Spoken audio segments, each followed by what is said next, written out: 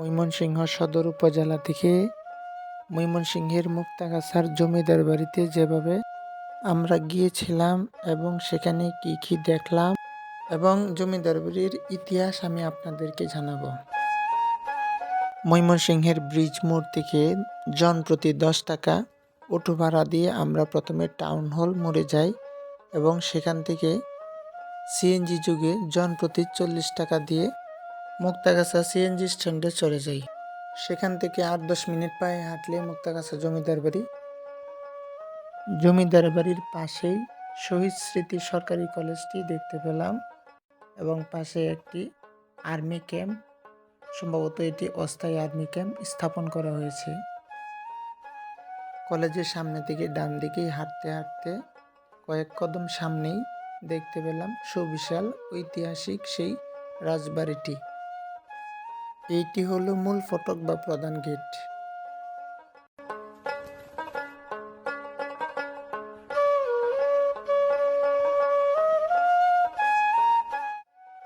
জমিদার বাড়ির ভিতরের মূল অংশ হচ্ছে এটা।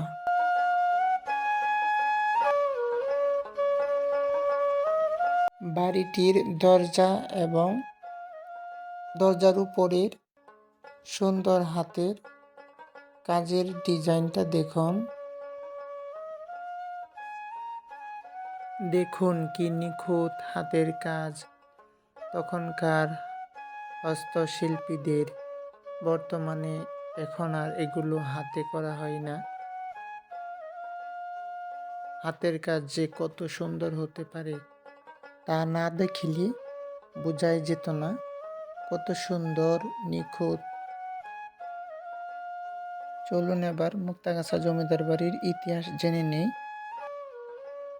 যেটি কিনা ময়মনসিংহ জেলার মুক্তাগাছা উপজেলায় জমিদার বাড়িটি অবস্থিত। সুবিশাল জমিদার বাড়ির প্রধান প্রবেশ তোরণের পশ্চিম দিকে আটানি প্রাসাদের অবস্থান।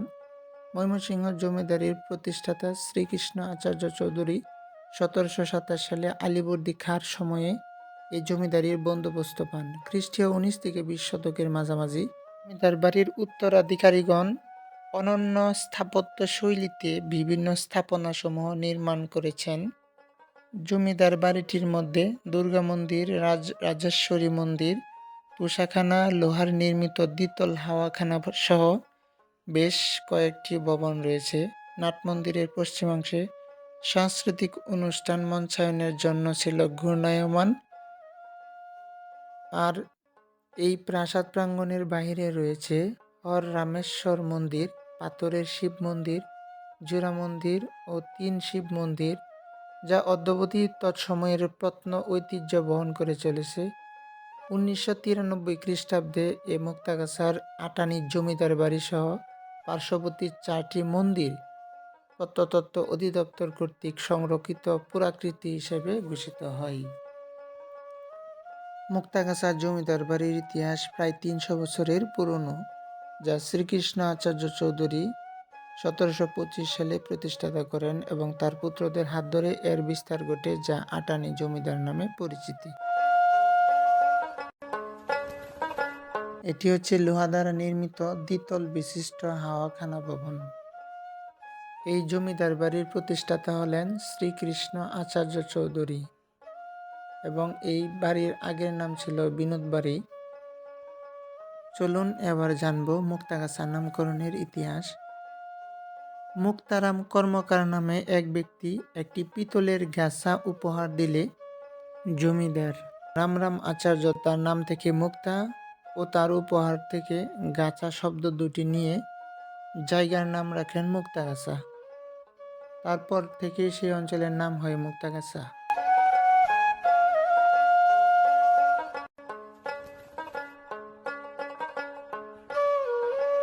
শুধু দেখুন এক সময়কার জাঁকজমকপূর্ণ জমিদার বাড়িগুলোর বর্তমানের অবস্থা। অবহেলায় পতিত থেকে সেগুলো এখন ধ্বংসাবশেষ প্রায়। এগুলো যদি যথোপযোগ্য মেরামত বা সংস্কার না করা হয়, সেগুলো আস্তে আস্তে ধসে পড়ে যাবে একেবারেই মাটির গর্ভে। জমিদার বাড়ির স্থাপত্য ও ঐতিহ্য 1550 থেকে 60 সালের মধ্যে নির্মিত এই রাজবাড়িটি প্রায় 300 বছরের পুরনো এবং এটি বাংলার গৌরবময় ইতিহাসের সাক্ষী। জমিদাররা ব্রিটিশ আমল থেকে রাজা বা মহারাজা উপাধি লাভ করেন, তাই এটি রাজবাড়ি নামেও অধিক পরিচিত।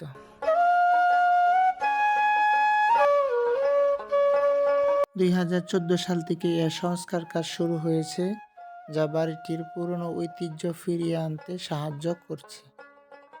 বর্তমানে মুক্তাগাছা জমিদার বাড়িটি বাংলাদেশ প্রত্নতত্ত্ব অধিদপ্তরের তত্ত্বাবধানে রয়েছে।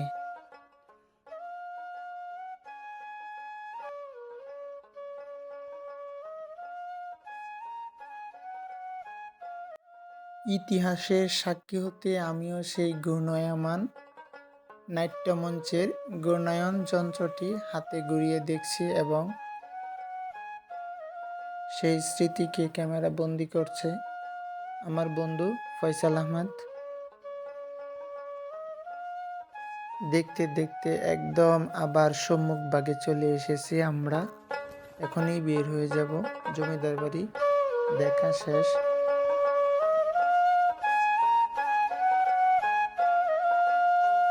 বের হওয়া মুহূর্তে সামনের এই ফুলের বাগান দেখে আরও মুগ্ধ হয়েছি এবং ফুলের সুবাস নিয়ে এখান থেকে বের হয়ে যাব।